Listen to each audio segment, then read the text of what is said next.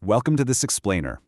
Okay, so have you ever wondered why certain bands are worshipped as, undisputed legends, while others are totally dismissed as just pop garbage or mindless noise? Well, you are in exactly the right place.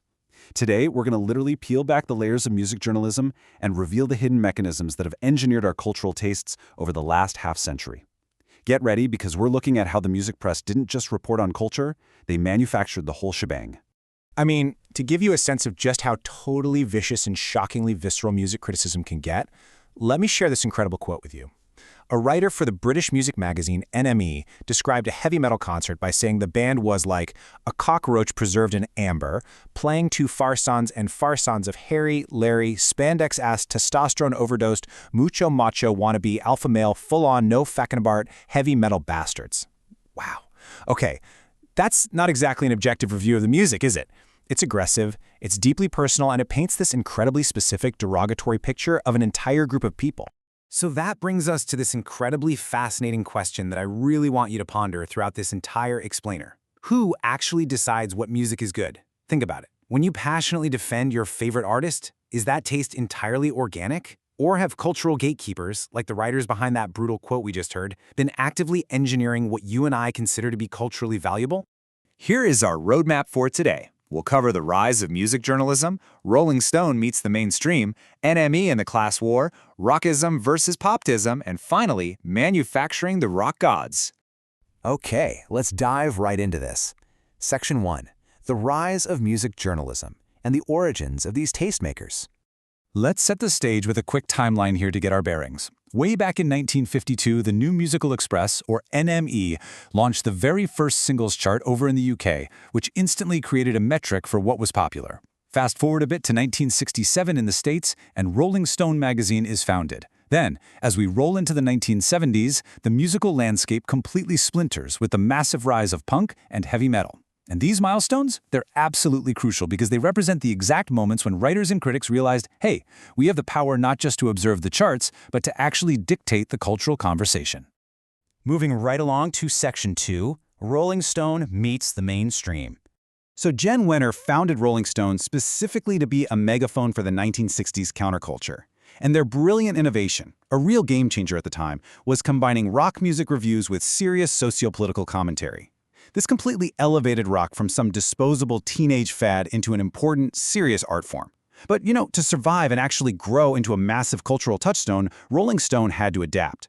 Over the decades, they expanded their boundaries, pulling in hip-hop, punk, and eventually mainstream pop. They went from this underground rebellion to a global institution that could literally make or break a musician's career just by putting their face on the cover.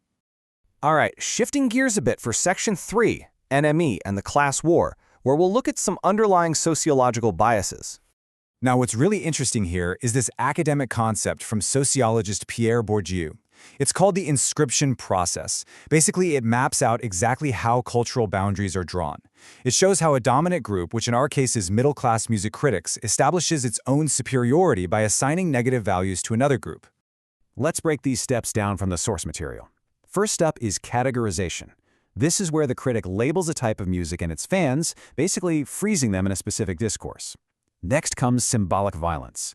Now, this isn't physical violence. Think of it as weaponized language. It's the use of aggressive, mocking metaphors, like that cockroach and amber insult we talked about earlier, to brutally distance the critic's refined tastes from what they decide is bad taste. Finally, this establishes a constitutive limit. By defining what is absolutely unacceptable, the critics define themselves as the ultimate arbiters of what is acceptable and sophisticated. So how does this build into an actual cultural conflict? Well, according to the sociological research in our sources, the enemy basically used these exact steps as a tool for class warfare, specifically targeting the white working class culture surrounding heavy metal.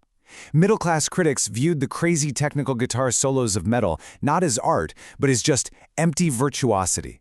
The music was heavily associated with proletarian camaraderie, essentially blue-collar folks gathering and enjoying a very direct, loud, unpretentious culture. So to maintain their position as the intellectual tastemakers, these critics established their authority by relentlessly mocking this unreconstructed masculinity. They painted the fans and the bands as cartoonish, completely excluding them from the realm of serious art. Which brings us to Section 4, Rockism versus Poptimism. This is where ideologies completely collide. First things first, we need to define rockism so you can understand the exact lens these early critics were using.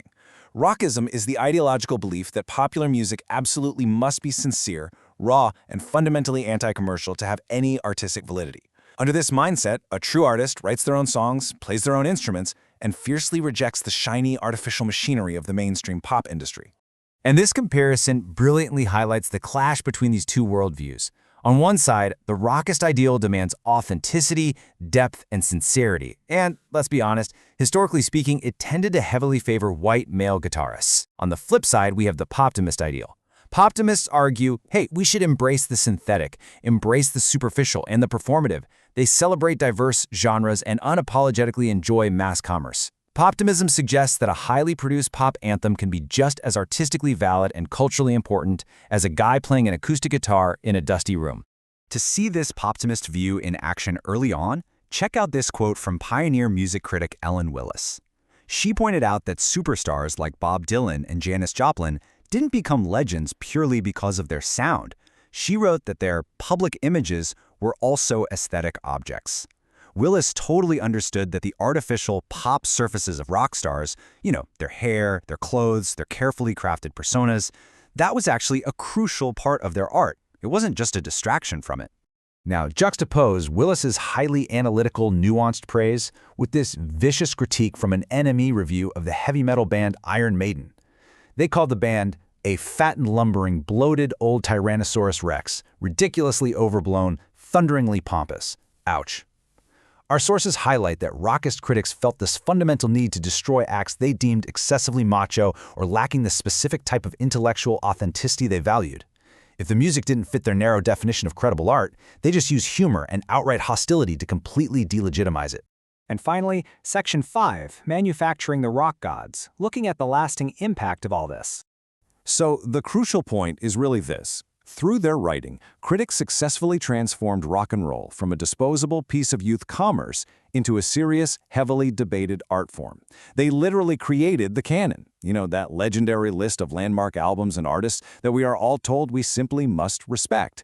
But as our sources point out, to build that exclusive club, they had to actively exclude massively commercially successful genres like heavy metal and pure pop just to protect their own intellectual boundaries. They manufactured the rock gods by deciding who was allowed into the VIP section of the pantheon and who was locked out in the cold. Which brings us to our final thought for today. I challenge you. Open up your Spotify or Apple Music later today and take a really hard look at your favorite artists. Ask yourself, are your musical tastes actually your own? Or were they carefully curated and manufactured for you over decades by critics wielding symbolic violence and drawing invisible cultural boundaries? It's a pretty wild question to consider the next time you hit play. Thank you so much for joining me for this explainer. Keep asking questions and keep learning.